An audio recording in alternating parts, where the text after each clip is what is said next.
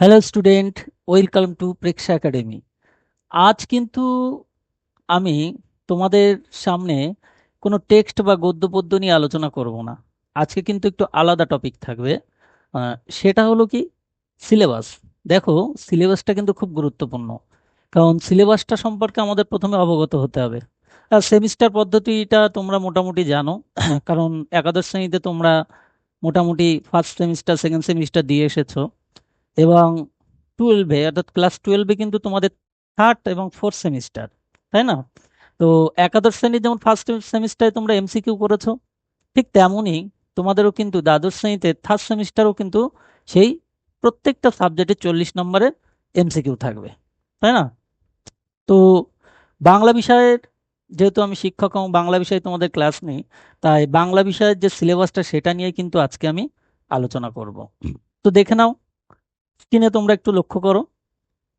প্রথমে জাস্ট মূল বিষয়গুলি একটু, এবং কোন কোন কবি এবং লেখকের আলোচিত হয়েছে গ্রন্থগুলো, বা কার কার কোন লেখা কোন বিষয়টা, আচ্ছা সেগুলো জাস্ট একটু টাচ করে চলে যাব আমি। ওকে। তো দেখো, তোমাদের এমসিকিউতে অর্থাৎ ফার্স্ট সেমিস্টারে কিন্তু মার্কসটা একটু বেশি ক্যারি করতে হবে, কারণ তোমরা দেখেছো একাদশ শ্রেণীতে সেকেন্ড সেমিস্টার কিন্তু 2, 3 এবং 5 নম্বরের তোমাদের প্রশ্নের উত্তর দিতে হয়েছে। এবং ম্যাক্সিমাম স্টুডেন্ট তোমরা দেখেছো কি, ফার্স্ট সেমিস্টার থেকে সেকেন্ড সেমিস্টারে মার্কস কিন্তু একটু কম উঠেছে, তাই না? তাহলে কিন্তু আমাদের এই ফার্স্ট সেমিস্টারকেই একদম পাখির চোখ করে নিতে হবে, এবং এই সেমিস্টারটাকেই মূল, তোমার যে মার্কশিটে মার্কসটা উঠবে দ্বাদশ শ্রেণীতে মানে টুয়েলভে, সেক্ষেত্রে কিন্তু ফার্স্ট সেমিস্টার যার যত নাম্বারে তুমি এগিয়ে যাবে, ফোর্থ সেমিস্টারটা অনেকটাই ক্যারি করে নিতে পারবে, একটু কম নাম্বার পেলেও ক্যারি করে নিতে পারবে। ওকে। তো দেখো, ক্লাস টুয়েলভের ফার্স্ট সেমিস্টারের পূর্ণাঙ্গ সিলেবাস, এক নজরে একটু সম্পূর্ণ সিলেবাসটা আমি জাস্ট বলবো। এখানে কোন কোন লেখকের কি কি আছে সেটা বলে যাবে, এরপরে আমরা বিস্তারিত আলোচনা করব পরে। দেখো, গদ্যর ক্ষেত্রে দেখো, পদ্য রয়েছে, নাটক রয়েছে, সহায়ক গ্রন্থ আর ব্যাকরণ। ব্যাকরণ মানে ভাষা পাঠ, ভাষা অংশটা যেখানে রয়েছে তোমরা পাবে। তো গদ্যর ক্ষেত্রে আমরা ভারতচন্দ্রের একটি রচনা পাবো, বঙ্কিমচন্দ্র, রবীন্দ্রনাথ ঠাকুর, প্রমথ চৌধুরী, এই চারজন রয়েছে। এবং পদ্যর ক্ষেত্রে দেখো মাইকেল মধুসূদন দত্ত, রবীন্দ্রনাথ ঠাকুর, জীবনানন্দ দাশ এবং সুকান্ত ভট্টাচার্য। তারপর আসি নাটকে। নাটকে একটাই আছে, রবীন্দ্রনাথ ঠাকুরের রক্তকরবী, খুব সুন্দর নাটক, এবং আমার তো খুব ভালো লাগে। তোমাদের কেমন লাগে একটু জানাবে। তবে খুব সুন্দর নাটক রক্তকরবী। এরপর দেখো সহায়ক গ্রন্থ। সহায়ক গ্রন্থটা কিন্তু বেশ, মূলত কতগুলি গ্রন্থের বা গ্রন্থের মধ্যে কতগুলি গল্প বা কাহিনী রয়েছে, তার থেকে কিছু কিছু বেছে নেওয়া। তো তোমাদের পাঠ্য এখানেও রয়েছে কিছু সহায়ক গ্রন্থ, দেখো, এবং তাদের সংক্ষিপ্ত পরিচিতি, এই বিষয়গুলি রয়েছে। তারপর ব্যাকরণ বা ভাব প্রকাশে দেখো কি রয়েছে, শব্দ গঠন, শব্দ গঠন, বাক্য গঠন, প্রতিবেদন, আনুষ্ঠানিক ও আনুষ্ঠানিক পত্র রচনা। ঠিক আছে, এটা হচ্ছে টোটাল পূর্ণাঙ্গ সিলেবাসের একটা রূপরেখা। এরপর আমরা ডিটেলসটায় আসব। ওকে। দেখো, পাঠযোগ্য যে টপিকগুলি, পাঠযোগ্য যে মূল টপিকগুলি, সেই টপিকগুলি দেখো, এবং প্রত্যেকটার নাম্বার আমরা ক্লাসিফিকেশন করা রয়েছে এখানে। ওকে। তো প্রথম দেখো, এমসিকিউ, মোট প্রাপ্ত নম্বর আমার কত বলেছি, 40।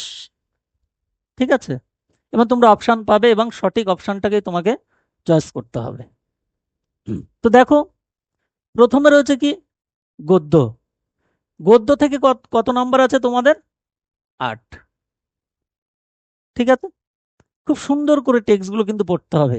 আর যে প্রশ্ন উত্তরগুলো আমরা, মানে আমাদের এখান থেকে দিয়ে দেওয়া হচ্ছে, সেগুলো তোমরা খুব সুন্দরভাবে খেয়াল রাখবে। এখান থেকেও তোমরা মোটামুটি 80-90% কমন প্রশ্ন উত্তর পেয়ে যাবে। আর টেক্সটটা একটু খেয়াল করবে। তারপর দেখে নাও, প্রবন্ধ, প্রবন্ধ থেকে 5। কবিতা, কবিতা থেকে কত, 7। আন্তর্জাতিক গল্প এবং ভারতীয় কবিতা থেকে 5। ভাষা থেকে 10 এবং বাংলা শিল্প সাহিত্য 5। এটা কিন্তু একটু বিস্তৃত বিবরণ রয়েছে শিল্প সাহিত্য, এটা নিয়ে ঘাবড়ানোর কিছু নেই। কিন্তু অধিকাংশ ছেলেমেয়ে তোমরা দেখেছো ক্লাস 11-এর ক্ষেত্রেও তোমাদের কিন্তু একটা প্রতিবন্ধকতা হয়ে দাঁড়িয়েছিল এই ভাষা অংশটি, তাই না? তো ফার্স্ট সেমিস্টারে ফোর্থ সেমিস্টারেও তোমাদের শিল্প সাহিত্য রয়েছে। এখান থেকে আমরা যে নোটসগুলো মোটামুটি দেবো এইগুলো খেয়াল করলেই তোমরা আশা করি পেয়ে যাবে। তাই ডিটেলস এখানে খুব বেশি টেক্সটটা অত পড়ার অতটা গুরুত্বপূর্ণ পড়বে না, কিন্তু তোমাদের এই যে গদ্য, প্রবন্ধ, কবিতা এবং আন্তর্জাতিক বা ভারতীয় কবিতা এগুলো ভালো করে পড়তে হবে। এই আন্তর্জাতিক ভারতীয় কবিতাটা কি বলেছে, এখানে হচ্ছে সব বিদেশি বিদেশি সাহিত্যিকদের রচনা।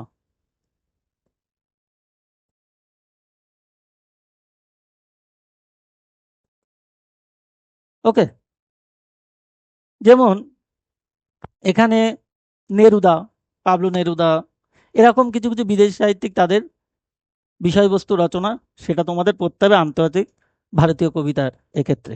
ঠিক আছে, তাহলে এটা গেল। তাহলে গদ্য, প্রবন্ধ, কবিতা, আন্তর্জাতিক গল্প ও ভারতীয় কবিতা, ভাষার শিল্প সাহিত্য। ওকে, এটা হচ্ছে টোটাল 40। এবার আমরা গদ্যের ভিতরে কি কি রয়েছে, প্রবন্ধে কি কি রয়েছে, কবিতাতে কি কি রয়েছে, আন্তর্জাতিক গল্প ভারতীয় কবিতাতে কি আছে, ভাষা অংশটায় কি রয়েছে, শিল্প সাহিত্যের মধ্যে কোন বিষয়গুলি রয়েছে, সেই পর্বে এবার আমরা যাব। দেখে নাও। দেখবো এমসিকিউ এর মধ্যে প্রথম কোন বিষয়টা রয়েছে, গল্প। আমি কিন্তু এর আগে ক্লাসে আদরিনীর একটা ক্লাস তোমাদের করিয়েছি এবং সেটা কিন্তু তোমরা দেখেওছো। ঠিক আছে, তো আদরিনী গল্পে প্রভাত কুমারের এই যে আদরিনী গল্প, এই একটি মাত্র গল্পে সেই হাতির বিষয়টা রয়েছে বিবরণ, তোমরা মোটামুটি একটু সুন্দর করে পড়ে নেবে।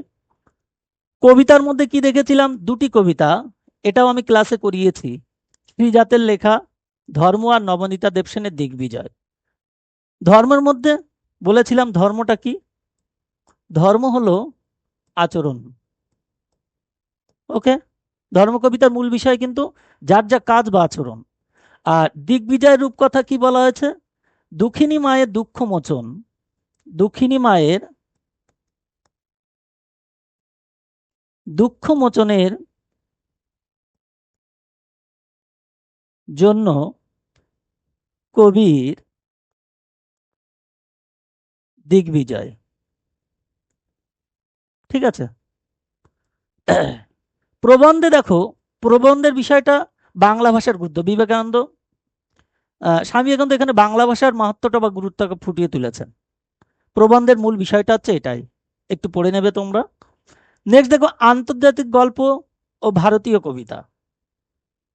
এখানে দেখো শঙ্কররাও খারাটের লেখা পোটরাজ আর পাবলো নেরুদার তার সঙ্গে কবিতা, দুজনেই কিন্তু বিদেশি সাহিত্যিক। ঠিক আছে, তো তাদের লেখা দুটি, একটা গল্প আর একটা কবিতা, এটা আমাদের পড়তে হবে। ভাষা অংশে কি রয়েছে, ভাষা বিজ্ঞান ও তার শাখা ধ্বনিতত্ত্ব, শব্দার্থ তত্ত্ব। ধ্বনিতত্ত্ব, শব্দতত্ত্ব, ব্যাকরণগত দিক এখানে মূল বিষয়। আর ভাষা বিজ্ঞানে বিজ্ঞানসম্মত যে আলোচনা সেই বিষয়টাকেই তুলে ধরা হয়েছে। নেক্সট দেখো সাহিত্য, শিল্প, সংস্কৃতি কি কি রয়েছে, বাংলা গানের ইতিহাস, বাঙালির বিজ্ঞান চর্চা ও বাঙালির ক্রিয়া সংস্কৃতি। এই যে বাঙালির জন্মলগ্ন থেকে বাঙালি খাওয়া দাওয়ার পাশাপাশি কিন্তু তারা বিনোদনেও বিভিন্নভাবে অংশগ্রহণ করতো, তাই না? এছাড়া বাঙালির কি প্রতিভা রয়েছে, গানের ক্ষেত্রে, বিজ্ঞান চর্চার ক্ষেত্রে, ক্রিয়া সংস্কৃতির ক্ষেত্রে। তোমরা লক্ষ্য করবে এই বিষয়গুলির মধ্যে কিন্তু গানের ইতিহাস মানে ঠিক চর্যাপদ থেকে শুরু করে একেবারে বর্তমান বা আধুনিক যুগের যে সমস্ত গান রয়েছে তার বিবরণ পাবে। আর বিজ্ঞান চর্চার ক্ষেত্রে স্বনামধন্য যে সমস্ত বাঙালি রয়েছে, জগদীশচন্দ্র বসু এবং বিভিন্ন বিজ্ঞানী, প্রফুল্লচন্দ্র রায়, তাদের অবদানগুলি তোমরা পাবে এখানে। আর ক্রিয়া সংস্কৃতির ক্ষেত্রে ক্রিয়া, প্রাচীনকালের ক্রিয়া সংস্কৃতি অর্থাৎ কুস্তি, যে মল্লযুদ্ধ বলা হতো, সেই কুস্তি থেকে শুরু করে এখন বর্তমান যুগের ফুটবল, ক্রিকেট, বিভিন্ন ক্রিয়া বিষয়ক বিস্তৃত কিন্তু বিবরণ সেখানে রয়েছে। ওকে, তো মোটামুটি আরেকবার একটু প্রথম থেকে আসি। গল্পের মধ্যে রয়েছে দেখো প্রভাত কুমারের আদরিনী গল্প। কবিতার ক্ষেত্রে দুটি কবিতা তোমাদের পড়তে হবে, ধর্ম আর দিগ্বিজয় রূপকথা। প্রবন্ধের ক্ষেত্রে তোমরা পড়বে বিবেকানন্দের বাংলা ভাষা। আন্তর্জাতিক গল্প শঙ্কররাও খারাটের পোর্ট্রাজ। আর কবিতার ক্ষেত্রে আন্তর্জাতিক হচ্ছে পাবলো নেরুদার তার সঙ্গে। ভাষা অংশে কি ভাষা বিজ্ঞানতার বিভিন্ন শাখা রয়েছে। আর ধ্বনিতত্ত্ব শব্দার্থ তত্ত্ব, ধ্বনিতত্ত্বর মধ্যে রয়েছে ব্যাকরণগত ধ্বনির বিভিন্ন বিষয়। শব্দার্থ তত্ত্বের মধ্যে রয়েছে শব্দার্থের আদি এবং বর্তমানের যে রূপ, অর্থাৎ শব্দের আদি অর্থ কী ছিল, বর্তমানে কি রয়েছে, সেই সমস্ত বিষয়। সাহিত্য শিল্প সংস্কৃতির মধ্যে প্রাচীন ঐতিহ্য খুঁজে পাবে, বাঙালির প্রাচীন ঐতিহ্য। সেক্ষেত্রে কোন কোন ক্ষেত্রে বাঙালি প্রাচীনকাল থেকে অবদান রেখে এসেছে দেখো। গানের ইতিহাসেও বাঙালির অবদান রয়েছে, বিজ্ঞান চর্চার ক্ষেত্রেও বাঙালির অবদান রয়েছে, ক্রিয়া সংস্কৃতির ক্ষেত্রেও বাঙালির অবদান রয়েছে। মোটামুটি এই একটা পূর্ণাঙ্গ সিলেবাস তোমাদের। তো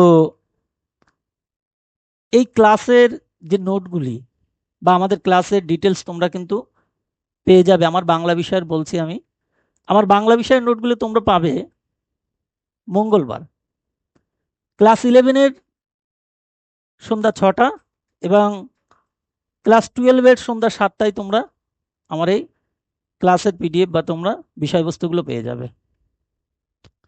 তো এরকম সুন্দর সুন্দর প্রশ্ন বা এরকম সুন্দর ক্লাস, বিষয়বস্তু, সমস্ত কিছু তথ্য পেতে অবশ্যই চ্যানেলটা সাবস্ক্রাইব করবে এবং যত খুশি যত সম্ভব তোমরা শেয়ার করে দেবে।